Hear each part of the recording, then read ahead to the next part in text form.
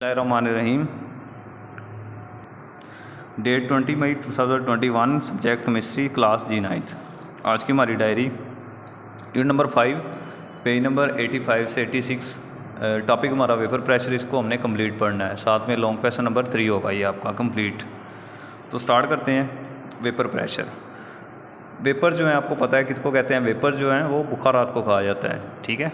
और प्रेशर जो है दबाव को कहते हैं। तो वेपर्स जितना प्रेशर डालेंगे उसे हम क्या कहेंगे, वेपर प्रेशर, ठीक है। किसी भी चीज़ के वेपर्स का प्रेशर जो होगा उसे हम कहेंगे वेपर प्रेशर। लेकिन इसकी अप्रोप्रिएट डेफिनेशन आपने यहाँ से करनी है।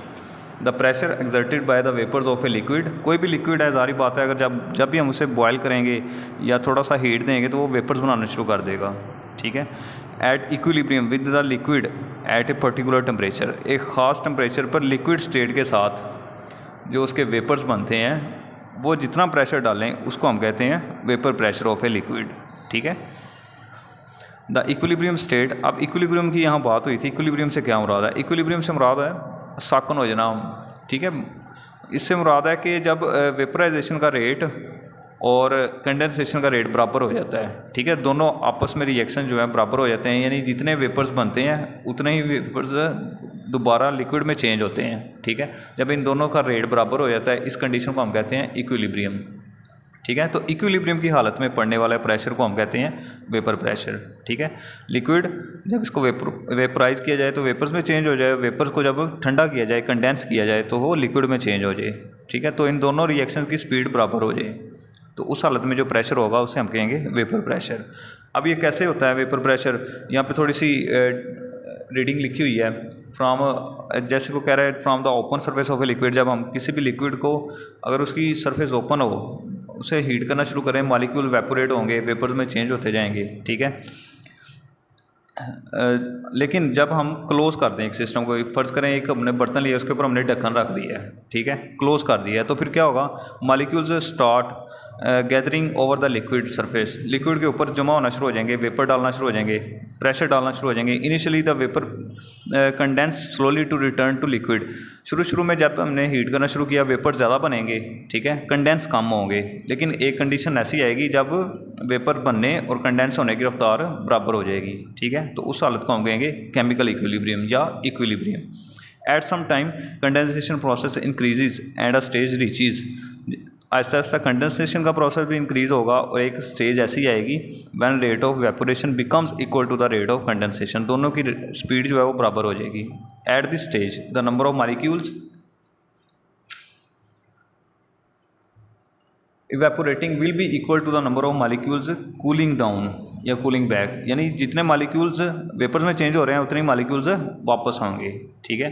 इस हालत को हम कहेंगे डायनामिक इक्विलिब्रियम। मसलन देखें, शुरू में सिर्फ हमने बर्तन को ये बंद कर दिया है, ठीक है, क्लोज सिस्टम बना दिया है, तो शुरू में वेपर्स बन रहे हैं। थोड़ी देर के बाद कंडेंस होना भी शुरू होंगे, लेकिन देखें वेपर ज़्यादा है लेकिन कंडेंस होने की रफ्तार भी कम है।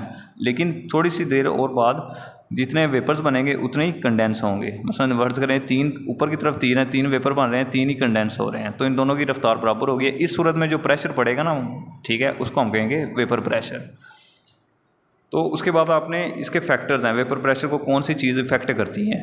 तो nature of liquid. Nature of liquid से मुराद है कुछ लिक्विड जो होते हैं वो पोलर होते हैं, कुछ लिक्विड होते हैं नॉन पोलर, ठीक है। कुछ पोलर होते हैं और कुछ होते हैं नॉन पोलर, ठीक है। जो पोलर लिक्विड होते हैं उसमें आपने पढ़ा हुआ है पार्शियल पॉजिटिव और पार्शियल नेगेटिव मौजूद होते हैं, ठीक है। ये चार्जेस मौजूद होते हैं। तो इन चार्जेस के मौजूद होने की वजह से इनके दरमियान इंटरमॉलिक्यूलर फोर्सेस स्ट्रॉन्ग पाई जाती हैं। तो वेपर्स में चेंज होने के लिए ज़रूरी है इन फोर्सेस को तोड़ा जाए, तो हमें ज़्यादा हीट देना पड़ेगी, ठीक है। तो इसका मतलब है जो पोलर सब्सटेंसेस होते हैं या पोलर लिक्विड होते हैं उनमें इंटरमॉलिक्यूलर फोर्सेस मजबूत होती हैं, जिसकी वजह से वो कम वेपर बनाते हैं। और इसकी निस्बत जो नॉन पोलर होते हैं उनके वेपर जल्दी बनते हैं और ज़्यादा वेपर्स बनाते हैं और ज़्यादा प्रेशर डालते हैं, ठीक है जी। तो इधर भी यही लिखा हुआ है, vapour pressure depends upon the nature of liquid. Liquid की नेचर पर डिपेंड करेगा। Polar liquid have low vapour pressure than non polar liquid. This is because, ये क्यों होता है? क्योंकि इंटरमॉलिक्यूलर फोर्सेज स्ट्रॉन्ग होती हैं बिटवीन द पोलर मॉलिक्यूल, ठीक है। फॉर एग्जांपल उसने दी है वाटर और अल्कोहल। वाटर के अंदर वाटर पोलर मॉलिक्यूल है, इसमें इंटरमॉलिक्यूलर फोर्सेज मजबूत होंगी अल्कोहल की निस्बत, इस वजह से इसका जो वेपर्स हैं वो कम बनेंगे, अल्कोहल के वेपर ज़्यादा बनेंगे। दूसरा इफेक्ट है जी साइज़ ऑफ मालिक्यूल्स का जो साइज़ है वो भी इफ़ेक्ट करता है। अब फ़र्ज़ करें एक मालिक्यूल काफ़ी बड़ा है और एक मालिक्यूल छोटा है, तो जो बड़े मालिक्यूल्स होंगे वो देर में वेपर्स बनाएंगे, कम वेपर्स बनाएंगे, ठीक है, बनिस्बत उसके जो लो साइज़ ऑफ मालिक्यूल होंगे। जिसका साइज़ का मालिक्यूल छोटा होगा, मालिक्यूल का साइज़ छोटा होगा, वो जल्दी वेपर्स में तब्दील होगा, जल्दी प्रेशर डालेगा। एग्जांपल यहाँ पे दी है हेक्सेन की, ठीक है, और डीकेन की, ठीक है। हेक्सेन इसमें 6 कार्बन होते हैं और इसमें 10 कार्बन होते हैं। ये बड़ा मालिक्यूल है और हेक्सेन छोटा मालिक्यूल है। इस वजह से इसका प्रेशर ज़्यादा होगा, वेपर प्रेशर ज़्यादा होगा, डीकेन का वेपर प्रेशर कम होगा।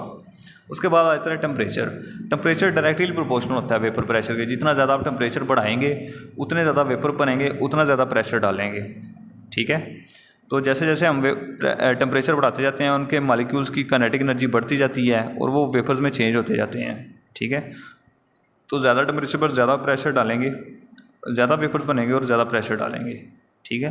तो ये आपने 3 फैक्टर्स करने हैं और साथ में उसकी पीछे डेफिनेशन और डायनामिक इक्विलिब्रियम की डेफिनेशन, ठीक है। यहाँ से आप कर सकते हैं a stage when the number of molecules evaporating will be equal to the number of molecules cooling back, ठीक है। यहाँ से आप डेफिनेशन कर सकते हैं इधर तक डायनामिक इक्विलिब्रियम की, और ये 3 फैक्टर आपने याद करने हैं और शुरू में जो एक डेफिनेशन है वो आपने याद करनी है, ठीक है जी। ये वेपर प्रेशर की डेफिनेशन। तो ये था आज का आपका लेक्चर। नेक्स्ट लेक्चर तक अल्लाह हाफिज़।